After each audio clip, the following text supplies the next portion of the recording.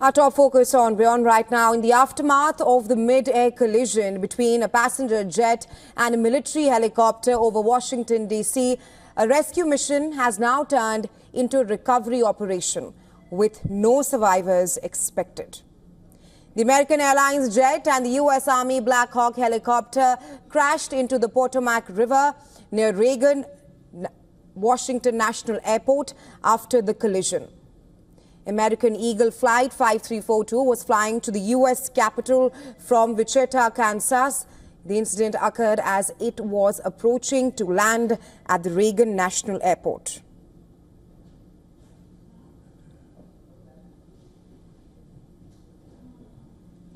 Ahead of the crash, controllers warned the helicopter it was on course to collide with the passenger jet. Footage captured a small aircraft heading towards a well-lit descending plane before a fireball can be seen.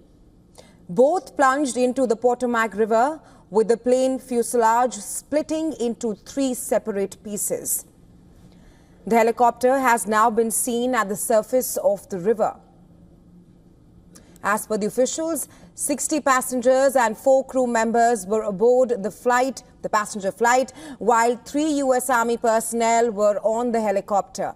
Officials say they do not expect any survivors from the crash, and they are working to recover all 67 bodies from the river. According to experts, water conditions were cold enough for hypothermia to set in within a span of 30 minutes. The plane was carrying several athletes and coaches from U.S. figure skating as well as 2 Chinese citizens.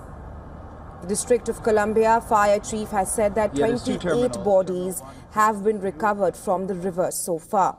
I need you to land immediately. Can you go to Dallas for a few minutes? A large-scale recovery operation is underway and boats are still looking for victims and wreckage. Well, the cause of the crash is under investigation. The National Transportation Safety Board has said that it will leave no stones unturned in the probe. Officials have said that both aircraft were on standard flight patterns on a clear night with good visibility. They were in an airspace that is extremely busy with military and commercial craft. But Transportation Secretary Sean Duffy has said that the crash was absolutely preventable. According to the New York Times, staffing in the airport's air traffic control tower was not normal. A controller was allegedly monitoring both planes and helicopters, jobs that typically are assigned to 2 controllers and not 1. U.S. Defense Secretary Pete Hegseth has said that those aboard the helicopter were a fairly experienced crew. And U.S. President Donald Trump has alleged that the helicopter could have done a million different maneuvers, but for some reason, it just kept going. He added that the American Airlines plane was doing everything right before the collision. After the crash, Trump blamed so-called diversity, equity and inclusion policies under Presidents Barack Obama and Joe Biden for poor safety standards.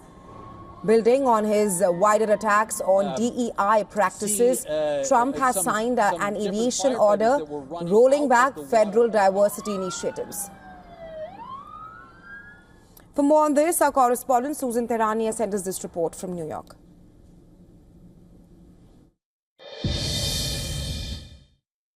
The National Transportation Safety Board is now leading a comprehensive investigation regarding that recent mid-air collision near Washington, D.C.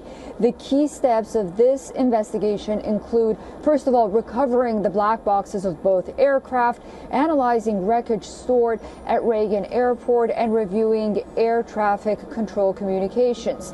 Investigators will also look into human, mechanical, and environmental factors, with collaboration with the FAA, American Airlines, and aircraft manufacturers.